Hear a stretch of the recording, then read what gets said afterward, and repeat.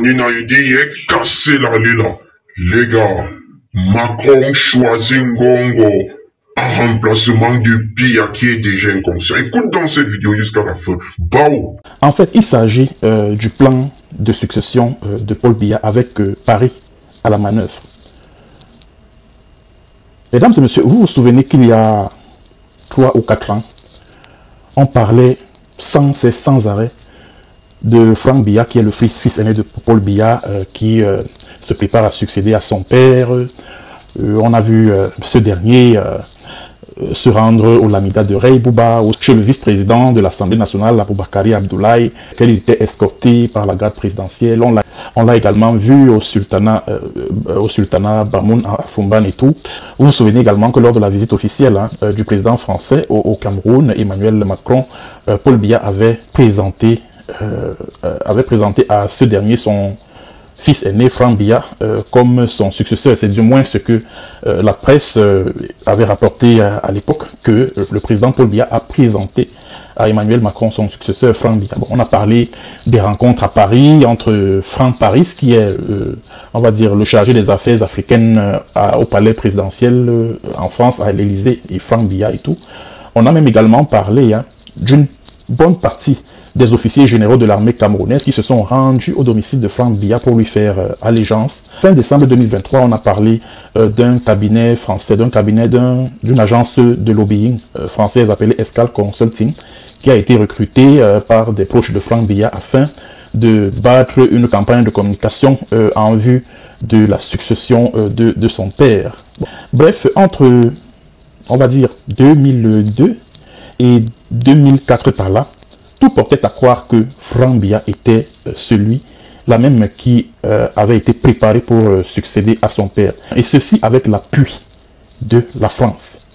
Mais sauf qu'au regard des conséquences que cela pouvait entraîner, puisque selon ce que ma source m'a révélé, une succession de Paul Biya par son fils Franck Biya pourrait entraîner une instabilité au Cameroun. Je vous ai parlé ici maintes fois d'un mouvement rebelle, le mouvement pour la libération du Cameroun. Le mouvement pour la libération du Cameroun qui menace de déstabiliser la partie septentrionale du pays au cas où un Biya succéderait à Biya, au cas où un Ekambeti succéderait à un autre Ekambeti.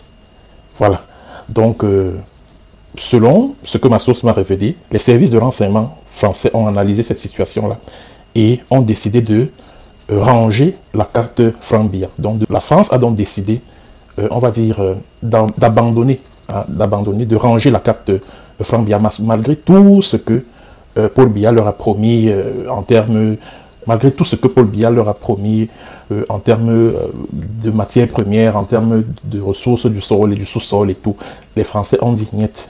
Ils n'ont plus besoin de Franck Biya, et surtout que Franck Biya lui-même donner l'impression de n'être pas trop intéressé à la politique, donc aux affaires de l'État, bon, au pouvoir suprême et tout. Bon. La France a donc décidé d'abandonner, la France a donc décidé de mettre Franck Biya de côté, et vous l'avez sans doute remarqué que le mouvement des franquistes lui-même n'existe plus.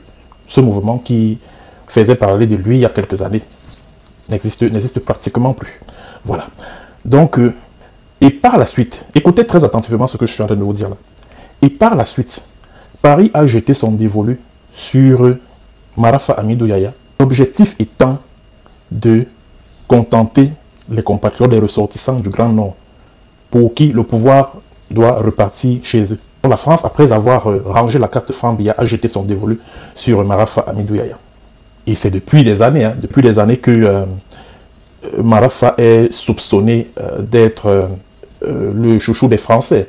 Vous savez, quelques mois avant son arrestation, la presse, c'est-à-dire que les médias proches de Essingan, le lobby pouvoiriste Ekambeti, publiaient déjà un certain nombre d'informations selon lesquelles Marafa Hamidou Yahya, c'est-à-dire que l'ancien secrétaire général à la présidence de la République et l'ancien ministre de l'administration territoriale, qui en ce moment est détenu au CED, donc les États-Unis, c'est-à-dire que certaines organisations de défense des droits de l'homme, tels que Human Rights Watch et puis Amnesty International, le considèrent Marafa Hamidou Yahya comme un prisonnier politique. Voilà. Donc, quelques mois avant son arrestation, certains médias proches du lobby pouvoiriste et Kambeti, que j'ai très souvent l'habitude d'appeler Essingan, le présentaient comme le choix de la France pour succéder à Paul Biya. Et c'est d'ailleurs la raison pour laquelle il a été neutralisé politiquement. Donc, ces derniers temps, donc, Paris a décidé de jeter son dévolu sur Marafa Hamidou Yahya. Mais sauf qu'en ce moment, Marafa Hamidou Yahya a une santé, est dans un état de santé. En ce moment, Marafa Hamidou Yahya est rongé par la maladie et il est même d'ailleurs très proche de la cécité. Qu'est-ce que Paris a donc décidé de faire au regard de ce qui précède? Paris a donc décidé de réconcilier les deux clans, c'est-à-dire que le clan des Boulou et le clan des Nangalo. Paris a donc décidé de remettre tous ces clans ensemble de manière à ce qu'ils parviennent à un consensus. Et le consensus qui s'est dégagé, c'est que c'est Ferdinand Ngongo qui doit prendre le pouvoir. Oui, mesdames et messieurs, chers compatriotes, chers followers, le choix de la France pour succéder à Paul Biya en ce moment s'appelle Ferdinand Ngongo. Je répète, le choix de Paris en ce moment où je vous parle pour succéder à Paul Biya, c'est Ferdinand Ngongo. Ferdinand Ngongo, comme vous le savez, est celui qui en ce moment est le véritable président de la République du Cameroun. C'est lui qui contrôle l'appareil de l'État en ce moment. C'est son clan qui contrôle l'essentiel de l'appareil de l'État. L'appareil sécuritaire se trouve entre les mains de Ferdinand Ngongo en ce moment où je vous parle. Ça, vous le savez. Bon, maintenant, comment faire en sorte que Ferdinand Ngongo, puisse... Maintenant, qu'est-ce que Paris a prévu pour que Ngongo puisse succéder à Paul Biya? Écoutez très très attentivement ce que je suis en train de vous dire.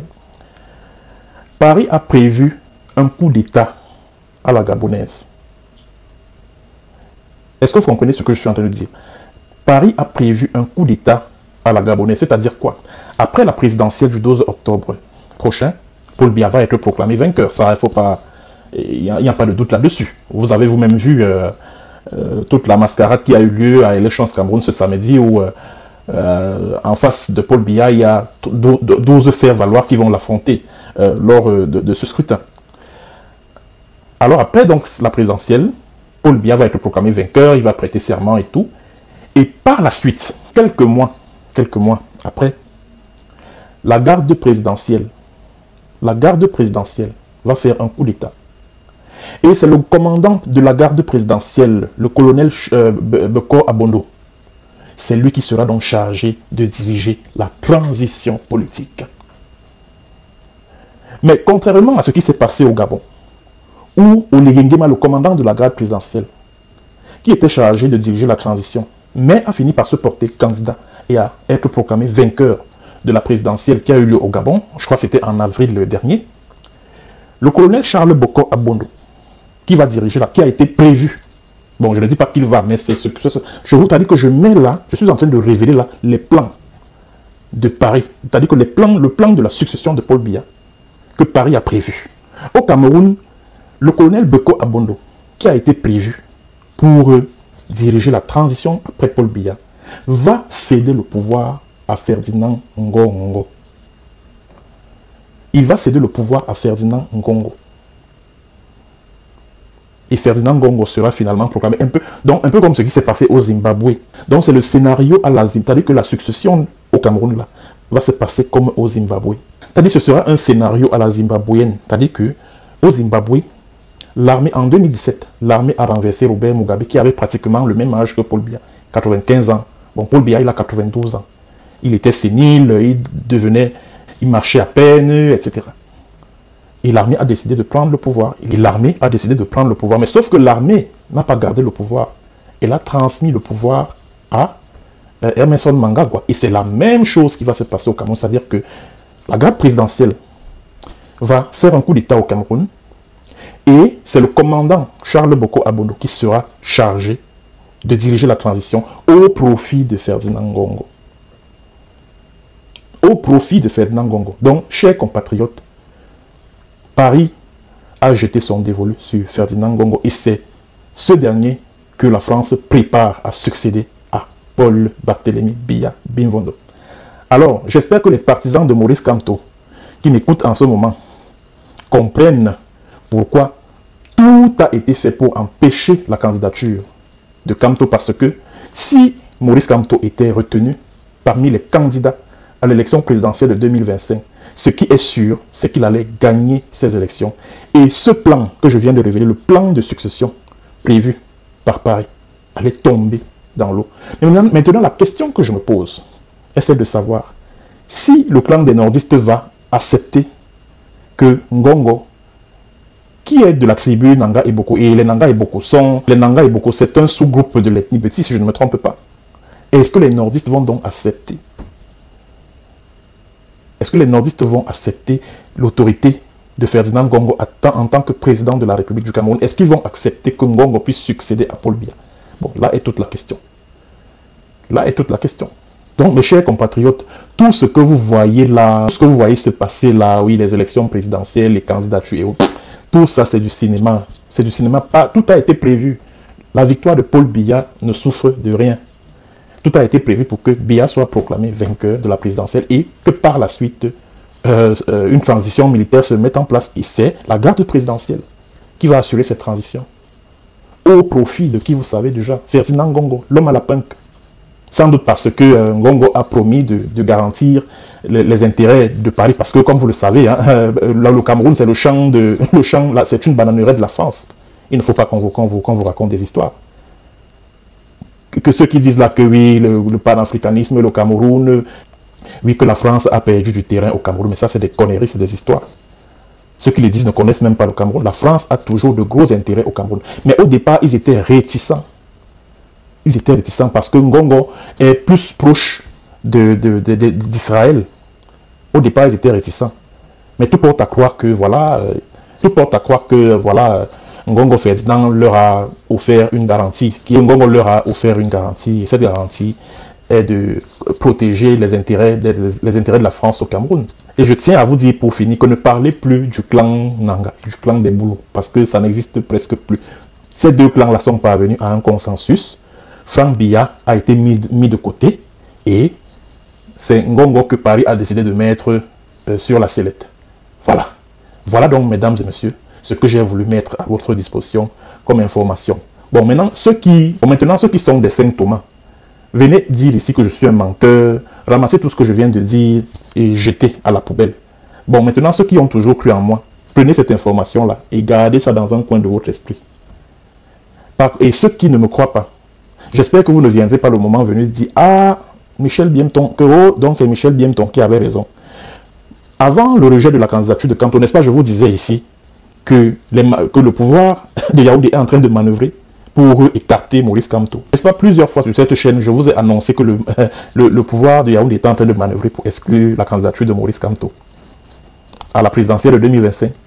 Où en est-on aujourd'hui? Où en est-on? Bon, mesdames et messieurs, c'est ce que j'ai voulu partager avec vous comme information exclusive. C'est-à-dire que c'est une information source sûre, A0, qui me vient d'un membre du cercle très restreint. Une information qui me vient d'une source proche des cercles très restreints du pouvoir au Cameroun. Alors, mes chocolats diamantés et dorés d'amour, vous avez donc bien écouté les propos. Alors, on se dit à la prochaine. Hasta la vista, baby. Et tiens, vous rappelez que nous sommes partout dans tout l'Afrique centrale, tout l'Afrique de l'Est, dans tous les pays de l'Hexagone. Tenez-vous prêts, attachez vos ceintures de sécurité. Bisous là-bas, les gars. Bao!